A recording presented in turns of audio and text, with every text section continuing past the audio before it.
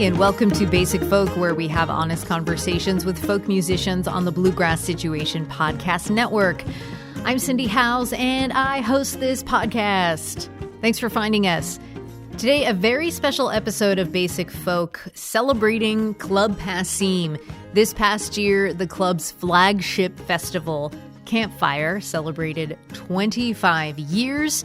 Basic Folk was there in person to celebrate and host a very special evening of live music and conversation with Zachariah Hickman, Mercedes Escobar, Kara McKee, as well as a very special and rare onstage interview with club managers Abby Altman and Matt Smith, talking about what makes the folk mothership tick. Right now, Club Passim, a nonprofit organization, is doing its year-end fundraising. You can find a link in the show notes to make a contribution, and thank you very much. Another thing is Basic Folk is also a listener-funded operation. You can make a contribution to Basic Folk by going to our website, basicfolk.com/donate. There is also a link in the show notes. There are just a few days left in the year, and Basic Folk is trying to end strong. We're trying to hear from 10 new members before the end of 2023, which is just in a couple of days. So make a contribution right now, and you can get the Basic Folk sticker pack for a gift of $5 a month, basicfolk.com, or the link in the show notes. And don't forget to make a contribution to Club Passim. These folk organizations, venues, podcasts, publications only survive when the people who use them support them in whatever way the organization is asking. And for Club Passim and for Basic Folk, it's listener contributions. Thank you. Okay, let's get on with the show. We have a wonderful introduction done by yours truly. We recorded this live on stage in August of 2023, myself and Lizzie No. So let's get right into it while you get to our website and make your contribution, basicfolk.com/donate, or you can check out passim.org. Okay, thanks.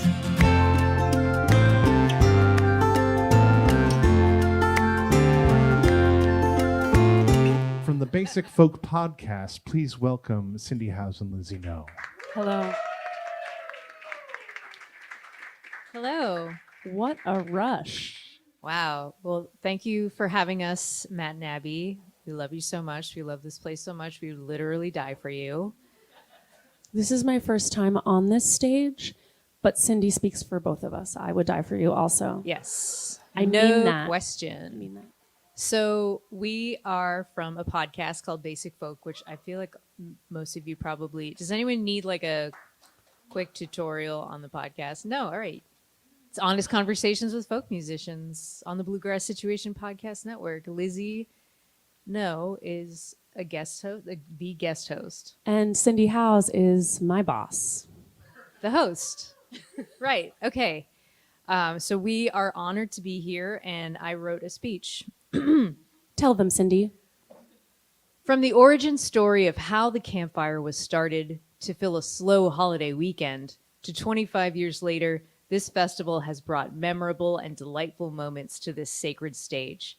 From brand new artists debuting at Campfire to legends like Peter Wolf stopping by for a quick, explosive set, you just never know what can happen. Behind it all, Matt Smith and Abby Altman have exhaustively worked to plan, book, and execute nearly 60 campfires. Pretty awesome. Lizzie and I are beyond honored to be here to kick off this historic weekend. And if it's all right with you two, we'd like to welcome Campfire's masterminds to the stage, Matt Smith and Abby Altman. I'm so worried about how they're going to get up here. But they did it. Yeah, they did it. Hey, guys. Hi. Hey, guys. Is this weird for you to be up here like this? Yes. Remember, you're under oath. Yes. I just want to say that I have listened to every episode of Basic Folk, even the little mini ones, the little in-betweener guys that were happening for a while there. And you should all download it and listen to it. And listen to it not just for the people that you know and love, but listen to it to discover things, because I have discovered things and have brought people to play here because I heard about them on Basic Folk. Pretty awesome. So- Wow. Sweet. Thank you. True fact. So nice. Well, Matt Smith, you're the best music fan I know. And it's an honor to be here, like we've already said a couple of times, and I'll probably say it some more. But we've got some questions for you two. So the format of Campfire is mostly like in the round sets with the occasional set from a single artist. So to get like a little inside baseball, can you talk about how you use Campfire as a way to welcome new musicians into the club, and why it's important to always be looking forward when it comes to programming at Passim? I can talk about the kind of the scheduling aspect a little bit, and then pass it over to our programming master over here. Well, for Campfire, it's the perfect way to get a new artist onto stage and immediately in front of a full room. Because there are so many people playing, putting people in a round is actually like the best way for people to get exposure. Sometimes people think, oh, if I'm the only one on stage, that's better for me because I'm the only one that people are paying attention to. But actually getting them on stage with multiple people means you're all sharing audiences immediately. So even if someone comes to the festival only because they know one artist, they're going to wind up seeing at least a dozen other artists just sitting there for a couple hours. And so it's the best way for people to get quick exposure to a new audience, but also to start to build relationships with other artists in the community. And that's one of my favorite parts of Campfire, is watching artists who might have just moved here, might have just started school here, or just getting into the folk kind of scene here, immediately start to meet other artists doing the same thing as them on stage. Yeah, what she said. I mean, no, it's true, because when people that have not played here before, when we reach out to them to come and play the Campfire Fest, we'll send the schedule out, and we've had people be like, when we send them, oh, here's your round, and they're like, oh, I really wanted a set. I didn't want a round. Mm-hmm. And the fact is, I mean, we've watched it happen before, where some round kind of elevates everything and explodes it up to the next level.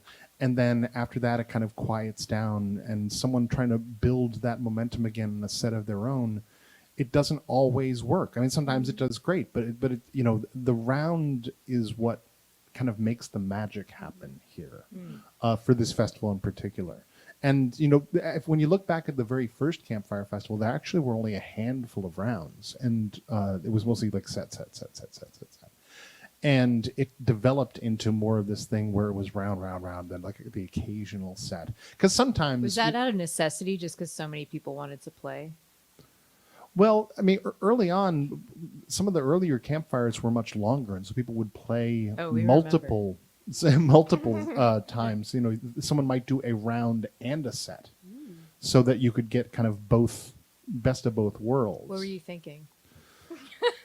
I wasn't. He was young I was actually just talking with Sean Staples about this, how when it started, we kind of needed that insanity to establish it as a thing. We needed it to be wilder than you could imagine. It needed to be so many hours that everyone's like, none of you are in your right mind. You shouldn't be doing this. I'm like, yes, exactly. We shouldn't, and that's why we are.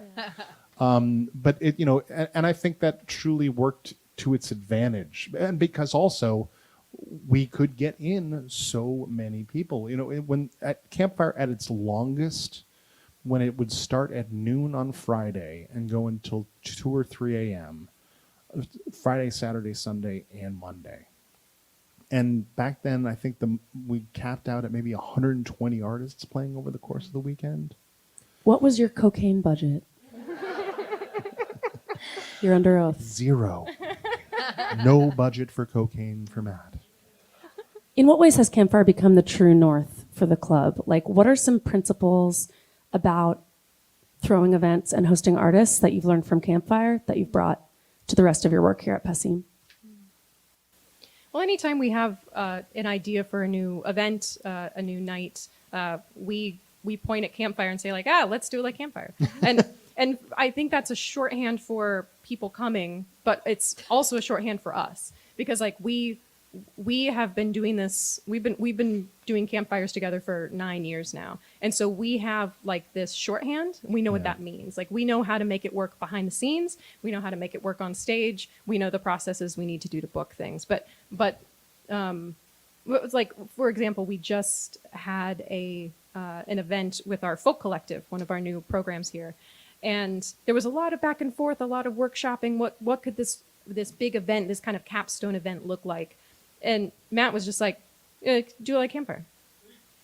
Yeah, There we go. it's kind of a shorthand for us now, Yeah. where because you're creating variety in how you're presenting, and you're putting people on stage together, and that creates a potential. Like you're programming 4 people at once, and not just like you want them to interact, and it's always it can be difficult when you see 4 people on stage. It's just kind of like they play a song and then they sit back and they play a song as if nothing else happened. It's as if they're just breaking their own set into chunks and playing it, as opposed to actually interacting with each other in real time. And that's the kind of that's what we're hoping to do. Yeah. And so when we try new things, this is a great format for that. This festival stemmed out of a series of in the round shows that we were doing. And so it's like, oh yeah, this creates a kind of magic. Yeah, and talking about that magic, there's also this like really neat social side effect that has emerged because of Campfire. If you guys have any cool examples, cool stories of that type of special collaboration happening at Campfire, and how you see that permeating in the Passim and the folk community at large. Well, we've had rounds, like we were saying, sometimes those magical rounds happen on stage. We've had rounds that loved each other so much that then they booked a show and did a show as a band together. Mm-hmm. So sometimes it's like that magic works, and they are so excited that they run with it. And we don't have to be a part of it anymore. And that's the exciting part, is like, I feel like we're like, pushing little birds out of the nest, and then they go do their own thing. One of the other things I really like that I don't think was intentional, but has kind of happened, is like a lot of artists bring brand new songs to play at Campfire. Like they intentionally play something here that they've never played anywhere else outside of their room, or that they just wrote in the green room an hour ago. Like that is one of the cool things that I don't know if that was intentional at all, but has just kind of come out of like the sense of having that low stakes gig that you can come out and try something new and know you've got other songwriters on stage that are commiserating with what you're going through at that moment. They're all like the same level of nervous, Mm-hmm. And so I really like that that artist interaction is the coolest thing for me that comes out of Campfire. Yeah, and it's and I wouldn't even put it necessarily as low stakes, but a very comfortable kind of welcoming. It's like you're just sitting around playing together. That was the whole idea at the beginning of it, was that you're just sitting around playing for each other. And so you're going to try things that you wouldn't necessarily do at your headline show, because the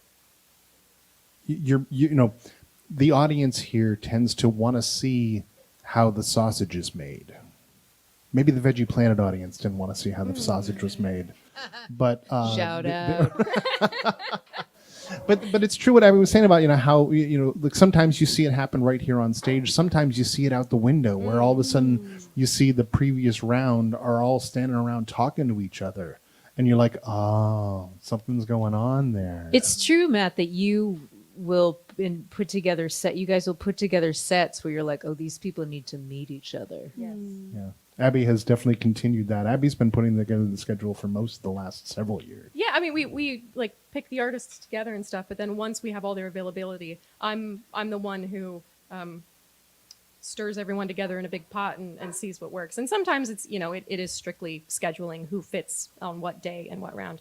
But we do try. We do try to. Sometimes we have kind of themed rounds in our heads. We one time made a round of all bouzouki players. I've made Because we have enough yeah to do that. I've made a dulcimer round before. I would be so mad if you did that to me. Like all harp players. Twice in my career, I have showed up to a gig and there's another harpist there. Why? Why would I just you want to do give that? you some feedback. Like this is Because then they're going to be like, which one of us is the best? And when you play a rare instrument, you rarely have to actually be that good. Because no one's ever seen anyone play your instrument, or they haven't for a long time. But then you put, what is the matter with you? I would do that to you. I would. Anyway, I'd die for you still. Okay, we are celebrating the 25th anniversary of Campfire. Think in your happiest dreams, everything goes according to plan, everything falls into place. What does it look like in 25 years? Paint me a picture. ooh. Someone else is running sound at that point, I think.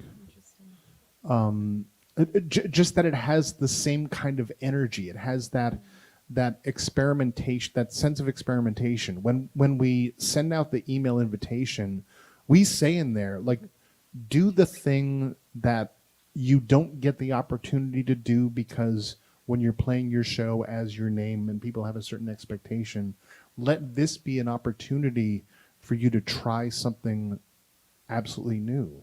You know, Mike Block, who is one of the best cellists in the world, came and did a set of stand-up comedy. It wasn't good. But he did it. Yeah. But he did it. And he's here tonight, And he's- ladies and gentlemen, He with his knows. new hour special. And also, I'd say, you know, for 25 years from now, I want to see 80% of it people that aren't born yet today. Yeah. And, you know, or that maybe are the offspring of people that have played it before. Cute. We're getting there. That's going to happen. That's absolutely going to happen. Yeah. We're going to have next generation folks coming in. We just watched an excellent video of Rose Polenzani's son's Yep. new song, Grounded. Grounded. Kipling Drozik. He's on Bandcamp and Spotify. He's 10, for those of you that don't know. Okay, we're going to really put your feet to the fire now. Oh no. The campfire. Here's what's going to happen. Yeah, the campfire. We're going to do a lightning round, meaning answer quickly. Don't think about it too much. You can't skip a question. Okay. No fucking clarifications or excuses. Okay? We're going to switch who goes first each question. The first question, Abby will go first. Then Matt will go first. Get it? I think so. Who is the most famous person who has ever attended Campfire? I have two that were, one of them came into the room and one of them was just out in the lobby, but John Malkovich and Natalie Portman. Wow. Pretty good. Abby should take this one. Yeah, Abby, you take this one. In 5 words or fewer, how would you describe the fashion of Campfire? Sound girl chic. All right. Matt Smith, what has been the most creative set design at Campfire? Oh, Elf Night Drunk, definitely. We've got some Elf Night fans in the house. Abby, in its history, who is the artist that you're aware of who has traveled the farthest to perform at Campfire? Oh, I mean, I don't know if she came here just for Campfire, but from the furthest away, Monique Claire. She's From whence? Australian. From Brisbane. Yeah. All right, Matt. Yes, This is a Cindy. good one. What is your Campfire dream round? Sky's the limit, living or dead? Oh, all right. We're gonna go with Paul McCartney, Dietrich Strauss, Issa Burke, Oh, yeah. and I'm gonna put Lizzie in that too. Just to, Can everyone please give a warm Passim welcome to Zach Hickman, Come on. Kara McKee,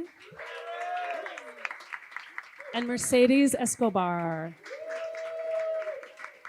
What's going to happen in the next few minutes is we're going to basically do a songwriters round, which all of you I know are familiar with.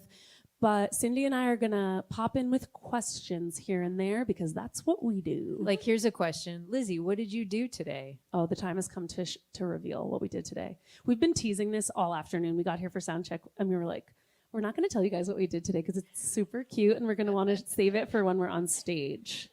We got a couples massage. We sure did. We are not a couple. We are not a couple. There was a language barrier when Cindy was booking the appointments. And so she said, it's two of us and we're just friends. And they didn't, somehow that became a very dimly lit, lovely room with candles for both of us. Yeah. And honestly, I feel amazing.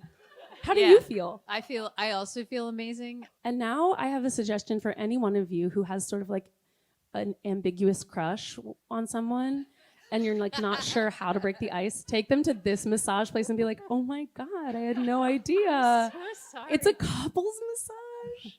That's free advice from me to you. And now a song. Zach Hickman, would you like to start us off? I absolutely would. For whatever reason, I'm here and happy to be here. The first year I played Campfire was the year 2000. I decided I would play a song that I wrote probably about the time that I played that Campfire. So it's questionable, but so am I, and so is this whole evening. So let's all do our best. We resent that.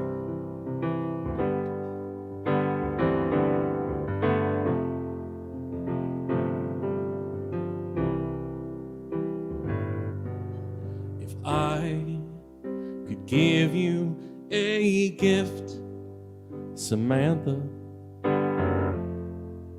well, it wouldn't be gold. I wouldn't buy you chocolates.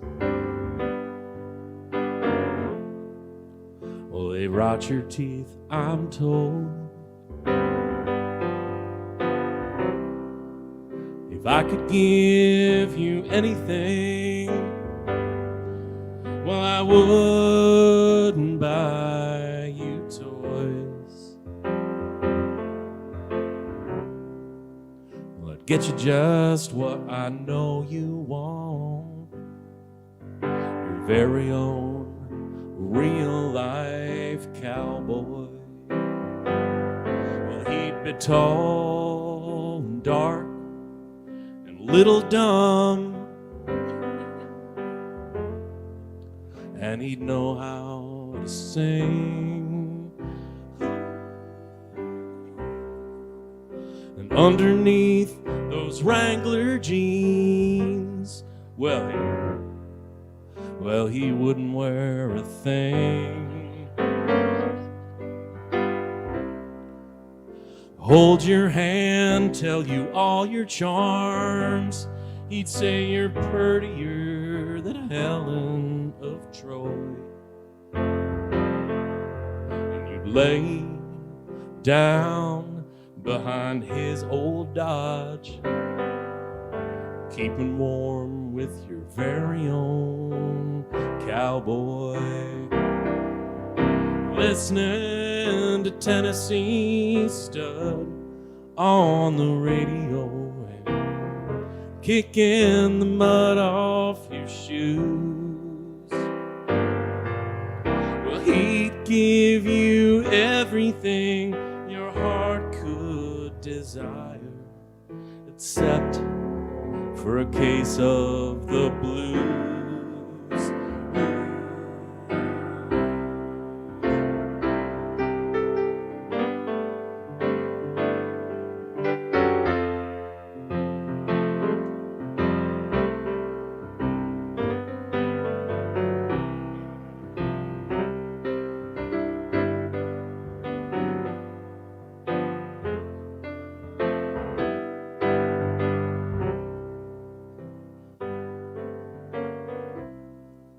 Well, you know I'd love to do the job myself, Samantha, but I'd be hard to authenticate. You know I bought my boots in San Francisco, in a trendy little army surplus store with a gift certificate.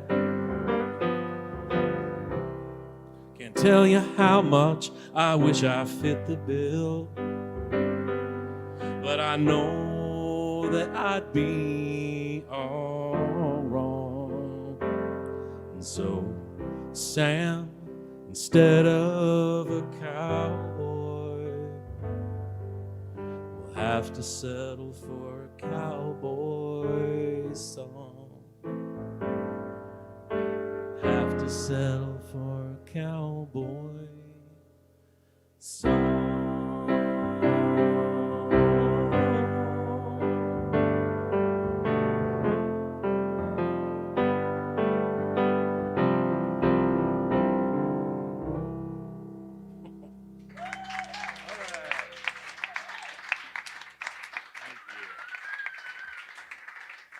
I have a couple questions for you, Zach. I'm ready for questions, Cindy. These are campfire-themed questions. It's kind of an infamous story, the first time that you played Campfire. So would you tell that story and start with, like, what did you know of Passim before you got here, and how that experience maybe set the stage for your relationship with the club? Oh, yeah. I've been waiting for this opportunity for a long time. This is why I'm here. So the year was 2000. I was still a student at the Oberlin Conservatory of Music in Cleveland, Ohio. And I had already been playing music with my friend Josh Ritter since I was 18. So I was 20 at this point. A green bean in the world. Josh is 2 years older than I am. He had already moved out east and was living in Providence. Even though we played music together, we weren't really close friends. 2 years age difference, different semesters abroad. We actually hadn't spent too much time together. But he was like, hey, come on out to Providence, like before school starts. We'll do a handful of shows. And you know, I'm looking forward to my life on the road, absolutely, and drive all the way out here. It's great. This was before I realized that you never get in a car that Josh Ritter is driving, because he is fucking terrible at driving. He's got no sense and no attention span. So I didn't know that. So we're driving from Providence up here. I remember everything about this day. I was terrified for my life, which was a big part of it. That man should not have been illegally allowed to do that. I think he was even driving my car, because otherwise we wouldn't have a room for the bass. But we were talking on the way up. I even remember exactly what I was wearing, because I had a black T-shirt on, pair of jeans. This was part of my my weight training regimen, because a little bit before then, I bought a whole bunch of black T-shirts in an extra large, and then a whole bunch in a large, and then a whole bunch in a medium. And I was wearing the extra large for a couple of months, and then I switched to the large, and then a couple months later, I switched to the medium. And when I got to the medium, everyone was like, "Man, have you been working out?" And I was like, "Oh yeah, I'm on a real regimen. It's just getting smaller clothes. I look completely ripped, right?" I thought this was very funny, personally. But I had heard about, yeah, you know what I'm talking about. It's a genuinely great idea. It really works. So Josh had been talking up this place, Club Passim. And it's on the phone, and you're like, Passim, like, what word are you trying to say? You know? Because if you don't see it written down, it's pretty confusing. But he's talking to me on the way up when I'm trying not to die, and we're listening to Elliott Smith. And he's like, it's going to be so great. It's going to be so great. There's all these great people, and it's going to, you know, it's everyone listens to your music. It's going to be, and everyone's so nice to you. Everyone is just so nice. And we park my Ford Explorer, my stick shift Ford Explorer, somewhere around the corner, and I'm carrying my big bass. And we show up, and there's the tent in the back. It's great. And I'm pretty sure at that round it was Stephen Kellogg, Andy Stochansky, and Bob Hillman. Indie Guy Night. Indie Guy Night, yeah. Andy Stochansky, I known from Ani DeFranco album Liner Notes, and I was like, wow, this is a big deal. This is going to be really great. Plus, everyone's going to be so nice to me, and that's really exciting. And so Josh loads in for his set in the round, and there's, you know, 4 dudes with terrible outfits and big fat 90s jeans, you know, where the legs are all this wide for some reason. And I'm standing on the corner, And there's this young man in glasses who seems to be running the show, and he's sweating, and he's super pissed at me. And that man was Matt Smith. And he was mean as shit to me. And I was constantly in everybody's way and didn't feel like I was in the right place. And it took me a really long time to figure out that rule number 1 at Campfire is when you're in the round, you don't show up with side people to back you up. And Josh big time broke big rule number 1, and I needed special accommodation. So there's 4 people with their wedges, and then there's a photo of me somewhere, like with half the bass tucked out of the fire escape, and one red-faced Matt in the corner just frowning at the petulance of this young songwriter that would break all the rules. And I left thinking, this place wasn't nearly as friendly as people told me it was going to be. But we sounded great. And it took me a little while to realize that that was not the perfect introduction, but I'm very glad that it was my introduction. Oh, that's great. All right. So, my second question for you, you are an antics instigator, and Campfire has a reputation for exhausting Matt and Abby, and you have been known to do some pretty goofy things just to keep them both entertained. How did you come to take it upon yourself to keep Matt Smith, Abby Altman in good spirits, and what have some of those results been? Well, you might have to ask them if I succeeded, but I can definitely tell you about the last time I didn't go last in a day at Campfire. I played here one time when I wasn't last on the bill, and Matt was like, that's never happening again. And I went through and checked the calendars today. I made a little cheat sheet.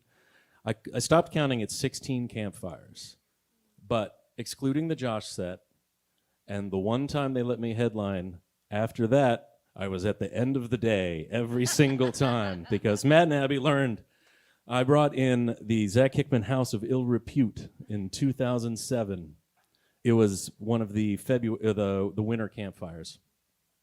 And it was a great bill because Miss Tess was on right before, and Hanukkah Castle was on right after. And it was a pretty long set. It was 90 minutes or 2 hours or something. And I brought all the crazy. And there was tubas and costume changes. And it was the first time that I learned I could play the tuba and the ukulele at the same time. Oh, yeah. And that was really pretty awesome. Laura Cortese was there, and she came in really haggard, and we had learned this song, Hallelujah, I Love You So. Ray Charles made it famous. And she couldn't remember a single word, including Hallelujah. And I still have the board tape of that show, and I listened to it today. It is fucking terrible. It's just someone going, I love her so, after the music all went by. So not everything was a big hit, but the closer of the show, by the end of it, I was like, I've got this on lockdown. And for some reason, we had a whole team of people as a horn section with Mexican luchador masks that I had brought, and Eric Merrill and Austin Nevins, and it was a big crew. Adam Larrabee was there, Neil Cleary, and none of them can play the horns. I just gave them my brass instruments, so there was E-flat peckhorns and trombones, and we ended the show with a poorly thought out medley of the verses of Everybody Wants to Rule the World by Tears for Fears and the chorus of Sweet Caroline. So for some reason... That's one of the whitest things I've ever heard in my career in alternative country music. So congrats. If you can imagine, there's a whole team of people with terrible masks and holding instruments uncomfortably, and it goes, everybody wants to rule the sweet Caroline. Fraud, fraud, fraud. And it was just horrible music. And I have never felt so much joy. And we were right on time. I never go over. And we paraded right out of the club, and we're all playing. And I found a photo, and Matt's face is smiling, and Hanukkah is there, just frowning, knowing that she has to close the night. Good luck to you, Ms. Castle. That was entirely for Matt's benefit, and I regret nothing. Kara McKee, would you like to play us a song? Okay. And then answer a question? And then answer a question. But don't think about the question while you play the song. Really just be in the song. I'm gonna be in the song. Can I tell a story about a campfire story? Of course. I want, because Zach added some nice like details about his outfit in that first song, and I wanted to just point out this. Take us back to Campfire 2020 in the spring. I don't think anybody needs to be reminded that that was kind of a dark time, but for purposes of this story, I would like to remind the audience that DIY tie-dye was really big in the spring of 2020, and that was when Campfire went virtual, and we had a whole week of programming, right, Mac? It was weekdays, so I like had my day job. I was like on my Teams calls, like doing like reports and stuff. And then I had just gotten a tie-dye sweatsuit in the mail that I was really excited about because it was really cozy. And although I would never wear a tie-dye sweatsuit on stage here, it was pink. It was a ridiculous outfit. I thought it was a good idea to put the tie-dye sweatsuit on for the round on this virtual campfire. And as I'm in the virtual waiting room, Matt brings in one of my favorite songwriters of all time to say hello. And I'm like, oh my gosh, my heart's like pounding in my kitchen, right? In like my studio apartment. And I'm like, I think I might get introduced to this person who has inspired me so much over the years. I'm so excited. My heart's pounding. And I'm like, oh my God, I'm wearing this ridiculous outfit. Wait, who was it? It was Lori McKenna. Stop that. And I was introduced to one of my songwriting heroes, and I'm wearing this ridiculous outfit. But I was so happy. I like after the round was over, I like went for a walk. My feet did not touch the ground. I was so excited that this woman knows that of my existence. And so there you go. Campfire brings some joy in a dark time. And now fast forward 3 years later, I just put out a record that the Iguana Fund funded. Yeah, Iguana Fund. I love you, Club Passim. And the tie-dye shirt made its way into the first song of the record. And so Zach's going to help me on this song. Cool.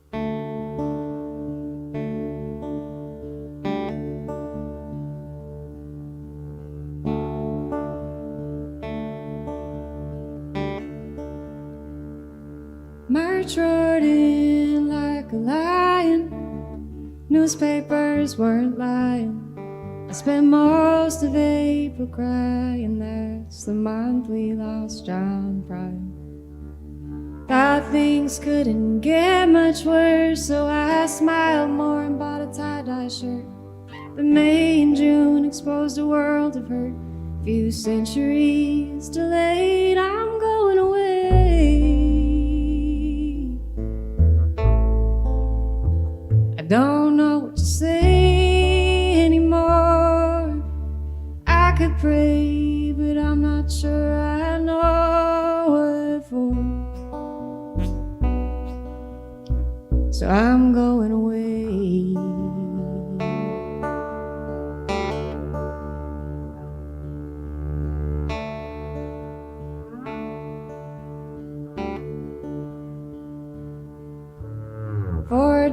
After the 4th of July is the day I was born. This year I felt a little less joy and a little less pride. I know I'll get that back someday. People are hurting and people are lonely and people are scared, and some people think only of themselves. Well, I think that has got to change. I'm going away.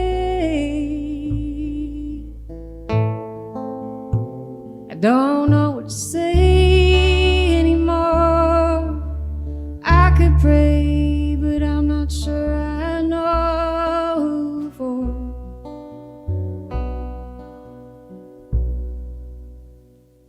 So I'm going away to the water, and as the days grow shorter, I try to be my mother's daughter. I get better every day. I read more, listen more, talk less now. If it weren't for singing some days, I wouldn't make a sound. My hair grows gray, this world goes round. The seasons start to change and I'm fading away.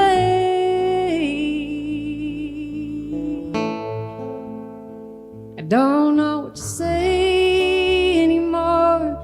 I pray one day I'll know just what I'm asking for.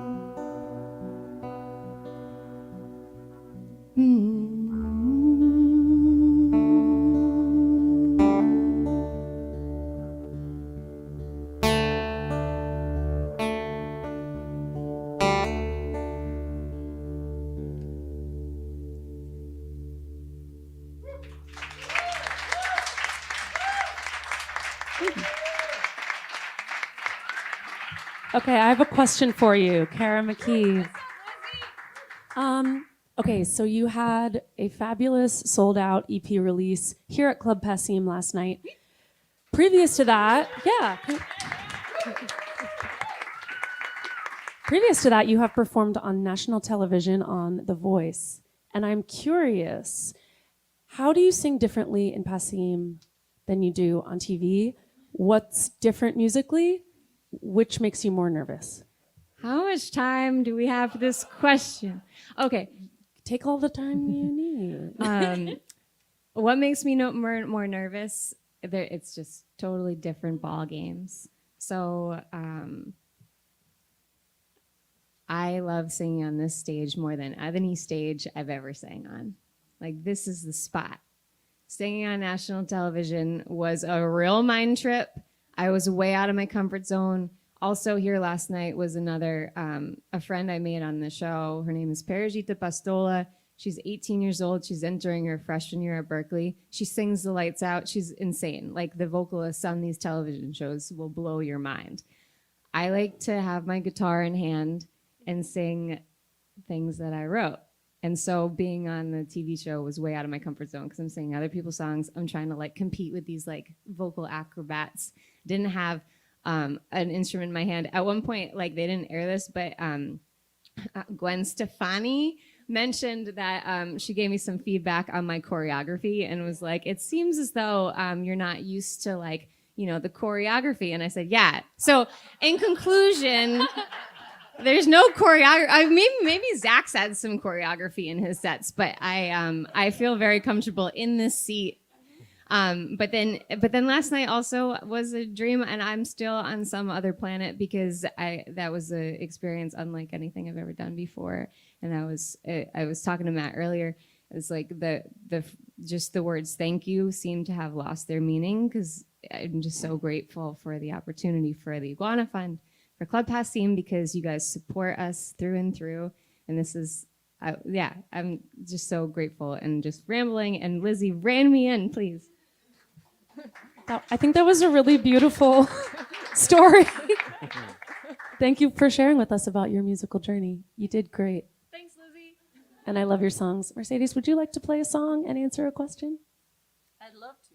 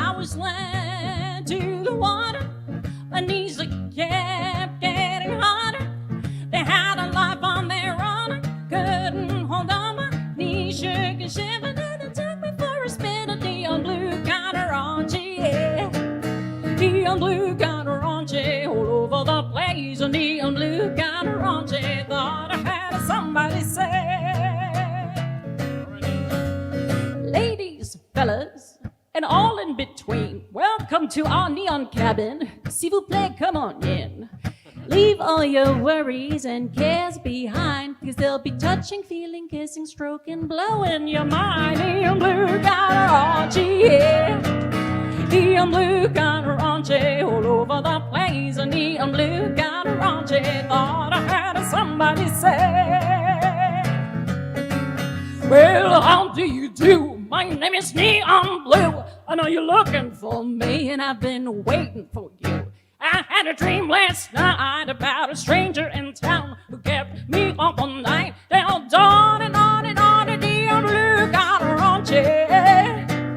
Neon Blue got a raunchy all over the place. Neon Blue got a raunchy. Let's get raunchy. Let's get raunchy. Let's get raunchy in here.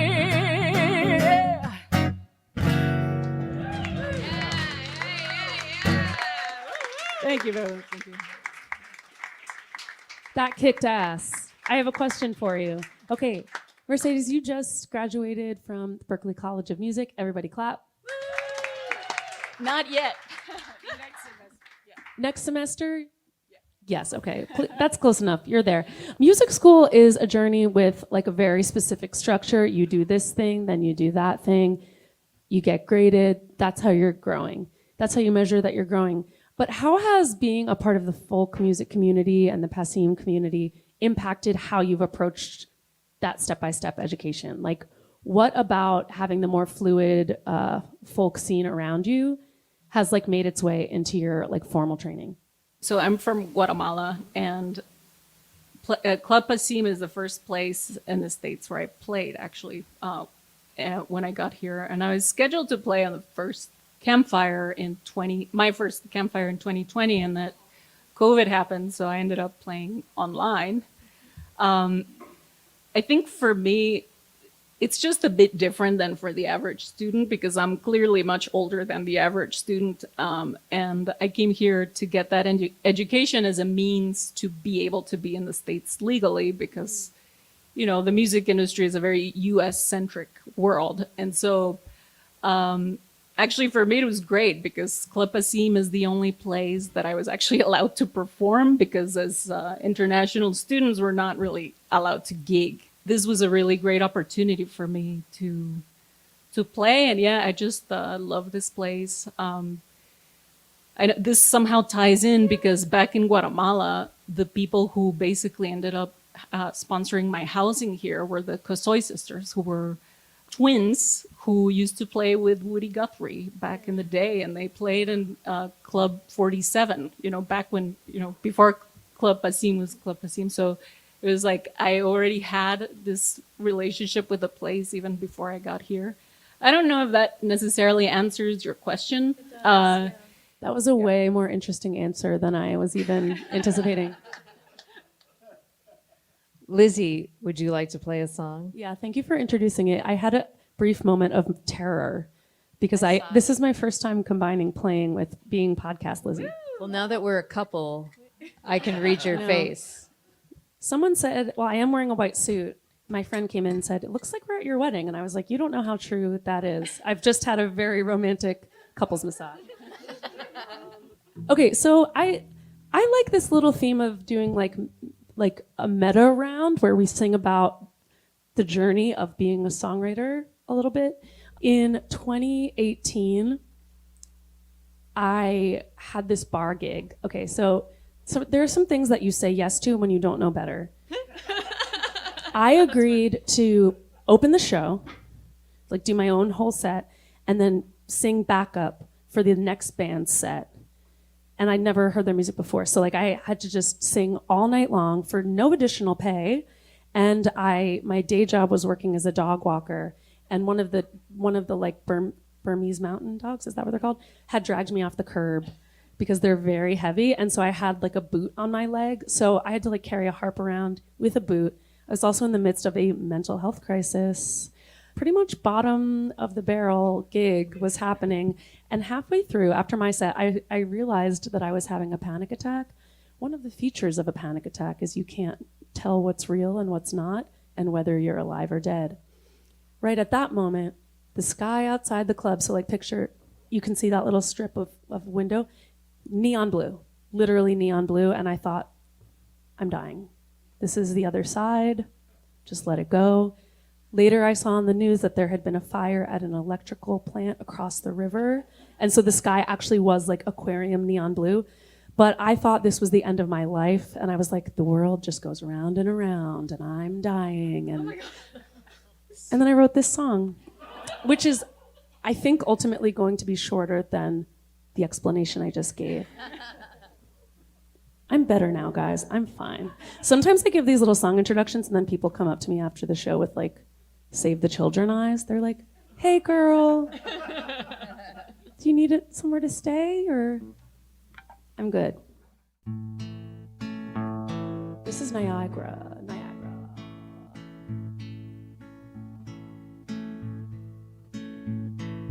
First of the year, tender and clear-headed.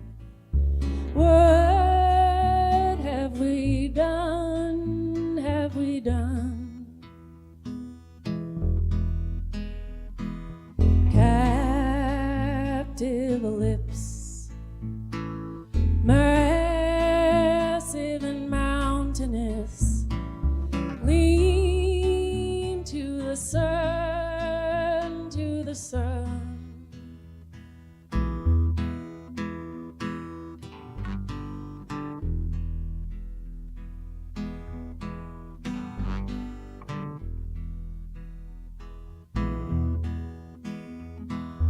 Bulbs in the sky, burning electrical. Flashed in the foil of his teeth. Rottweiler smile. January daffodil. Frost-studded soil underneath.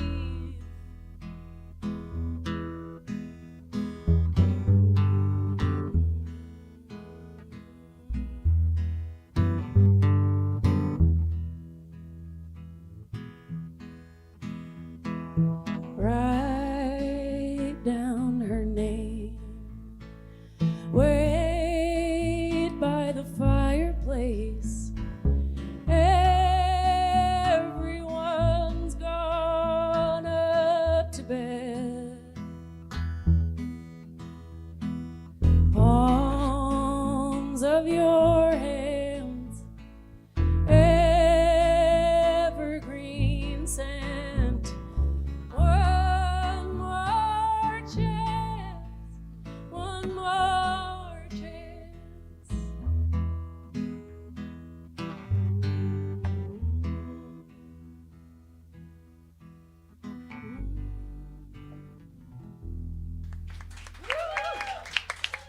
Thank you. Thanks, Zach. That was so nice. This is a question for Lizzie. Dang. Your history of Club Passim is this. You played Campfire when it was actually online during the pandemic. And tonight is actually, we talked about your debut on the real life Passim stage. And I promise not to panic before my next song. Totally. You're also a skilled DJ and a podcast host. So now you've been on Basic Folk for 2 years, over 2 years. So how have those skills that you've learned with the podcast translated to the music side of things for you? I honestly think that Basic Folk has been a huge mistake for the music community as far as my being a guest host. And here's why. Cindy had a great podcast going. Okay. She had been doing it for what was it? 3 years, 4 years? Okay. Then I joined as podcast host. I already love to talk shit at my shows in between the songs. It's a skill I've developed because of playing the harp. You have a lot of time in between songs where you're tuning, and it's awkward if people are just looking at you do like a weird mechanical trick and you don't say anything. So I just started talking for as long as I could talk and saying word after word. And now I have a job where that is the whole point. The talking is the job. So I've just really leaned into my very worst instincts of talking a lot on stage. Good answer. Good answer. I went on tour with Iron and Wine. I fucking love Iron and Wine. And after my first night, you know, you say the nice things. You're like, Sam, I've loved your music forever. And he was like, you should maybe think about comedy, which made me think, maybe I need to play more songs. We want to say thanks again to Matt Smith and Abby Altman for having us up here to kick off Campfire's 25th year. This has been a lot of fun. Yay! Hanging out with new friends and olds. Thank you all for coming and listening. This is my favorite place in the world, so it's nice to be here with you all. Yeah, thanks to everyone at Passim for having us, the servers and the whole staff. You've been so wonderful. Thanks to those that are watching on the live stream. And I've already said goodbye to Zach. But thanks to Kara and Mercedes as well for sharing your songs and your stories. I have a song called Labor Day. Here it comes.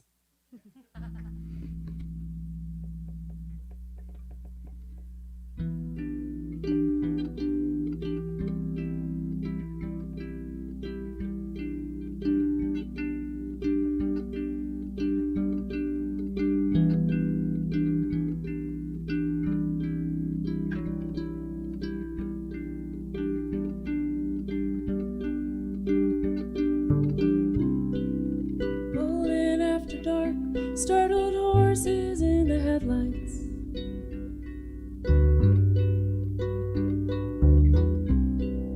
When the sun came up, the mountain showed its spine.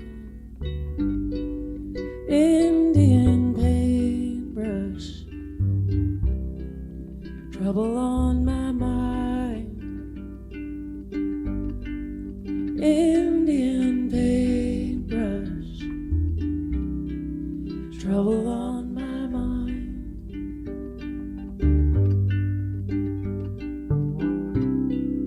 There in black and white, I can see a backyard wedding.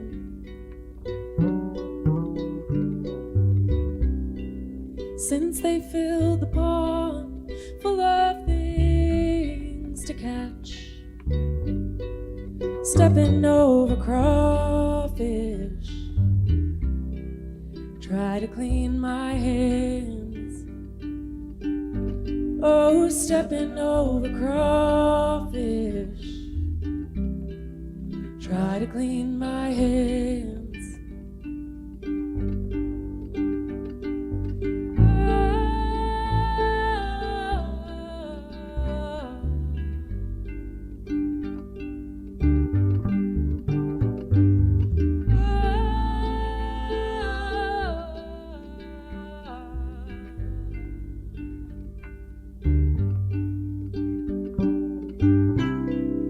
What if I've outgrown the way that I've been living?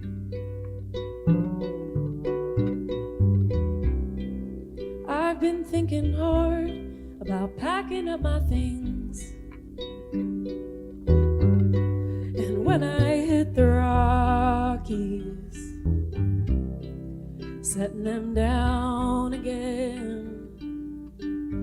Oh, when I hit the Rockies, setting them down again.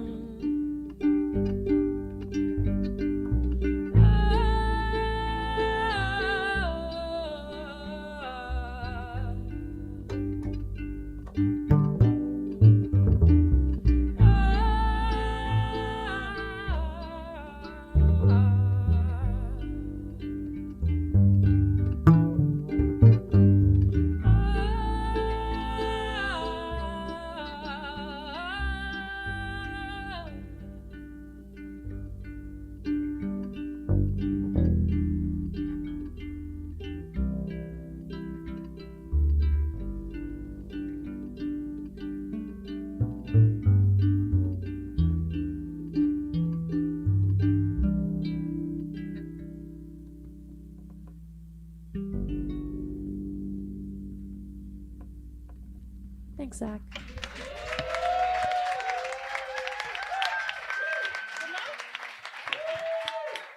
Everyone tip your server and drive home safe. Happy campfire. Matt and Abby will be here all weekend. They're accepting donations of Red Bulls and amphetamines. See Matt at the sound booth. This episode of Basic Folk was produced by me, Cindy Howes. Basic Folk is on the Bluegrass Situation Podcast Network. You can find all of our episodes there, wherever you get podcasts. You can also search for us on the SiriusXM app under Basic Folk, or you can check out our website, basicfolk.com.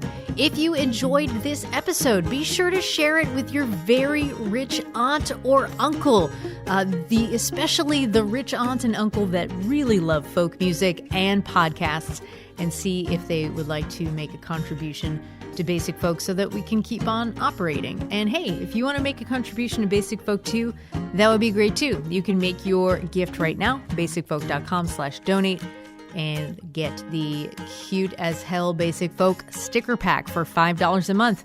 Again, link in the show notes or basicfolk.com/donate. Okay, we'll talk to you next time. Bye.